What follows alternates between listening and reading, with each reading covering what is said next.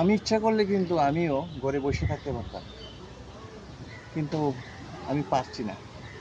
কারণ এখানে যে পশু পাখি রয়েছে ওরা কিন্তু আমার অপেক্ষা থাকে। এই দেখুন প্রচণ্ড খরা, আমার কাজ শেষে আমি একদম ক্লান্ত শরীর নিয়ে এখানে চলে আসছি।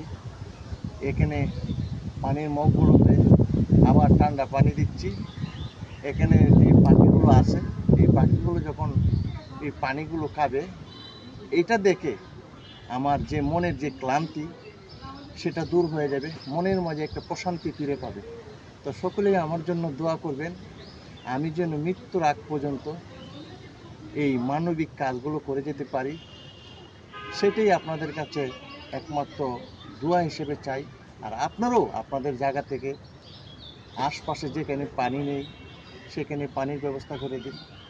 আপনার বাসায় বেলকুনিতে একটু পানির ব্যবস্থা করে দিন। দেখবেন তৃষ্ণার্ত পাখিগুলো যখন এসে পানি খাবে তখন আপনাদের মনের মাঝে এমন একটু প্রশান্তি পাবেন যে সেটা কোটি কোটি টাকা খরচ করলো সেটা পাবেন না।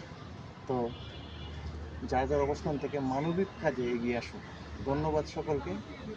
ভালো থাকুন, সুস্থ থাকুন, প্রকৃতিকে ভালোবাসুন। আল্লাহ হাফিজ।